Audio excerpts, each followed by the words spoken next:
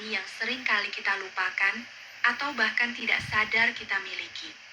Judulnya sangat kuat, Senjata Pemenang, mengalahkan iblis melalui perkataan kesaksian. Kita ambil dasarnya dari Wahyu jam 12:11 ya. Ayat itu berkata, mereka mengalahkan dia oleh darah anak domba dan oleh perkataan kesaksian mereka. Nah, kuncinya ada dua, darah Yesus dan perkataan kesaksian. Hari ini kita fokus ke bagian kedua, bagaimana perkataan kita bisa jadi senjata yang mematahkan segala kuasa iblis. Yuk kita bedah pelan-pelan. Bagian 1. Esensi perkataan kesaksian. Pertama, kita harus pahami dulu apa itu inti dari perkataan kesaksian. Ada 3 hal, fakta, proklamasi, dan tindakan. Ini bukan sekadar ngomong kosong ya, berdasarkan fakta, bukan teologi. Banyak orang tahu ajaran, tahu teori, tapi lupa fakta dasarnya. Iblis itu takut sama fakta rohani, bukan sama teori atau pengetahuan saja. Apa faktanya? Firman Tuhan adalah kebenaran mutlak. Kalau Alkitab bilang Yesus sudah menang, itu fakta, bukan sekadar pelajaran agama. Iblis gemetar, bukan karena kita pintar, tapi karena kita tahu dan berpegang pada fakta firman Tuhan. Proklamasi kemenangan Kristus. Kesaksian itu artinya menyatakan apa yang sudah Yesus kerjakan. Kita berani bilang, Yesus adalah Tuhan, dan iblis sudah dikalahkan secara sah di kayu salib. Ingat ya, sudah dikalahkan. Bukan sedang berjuang menang, tapi kemenangan itu sudah jadi milik kita. Kita cuma tinggal menyatakannya, memproklamasikannya, ucapkan secara lisan dan lantang. Ini bagian yang sering kita lupakan. Jangan cuma disimpan di hati atau dipikirkan saja. Alkitab bilang, ucapkanlah dengan mulutmu. Jangan malu. Nyatakan kemenangan Kristus itu, entah saat berdoa, saat berjuang, bahkan saat kamu sendirian. Kata-kata yang keluar dari mulut orang percaya itu punya kuasa. Mari kita ingat 3 fakta utama dan dampaknya bagi iblis. Yesus adalah Tuhan. Artinya iblis kehilangan tumpuan dan otoritasnya. Dia bukan penguasa lagi. Yesus Tuhan atas segalanya. Kristus telah menang. Semua pekerjaan iblis, penyakit, dosa, ketakutan, masalah sudah dihancurkan di kayu salib. Tidak ada lagi kuasa yang bisa menahan kita. Iblis sudah dihakimi. Dia tahu ujung jalannya pasti ke telaga api. Dia cuma bisa menakut-nakuti, tapi dia tidak punya kuasa lagi atas hidupmu kalau kamu berdiri di atas kebenaran firman Tuhan. Bagian 2. Rahasia kesaksian yang berkuasa.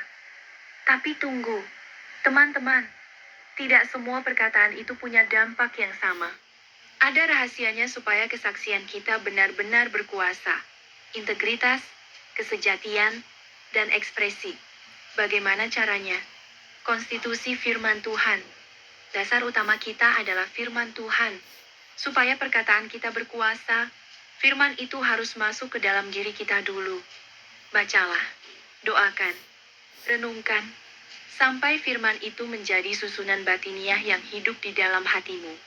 Kalau firman itu hidup di hatimu, saat kamu ngomong, bukan sekadar bunyi kata-kata, tapi ada api dan kuasa Roh Kudus yang menyertai.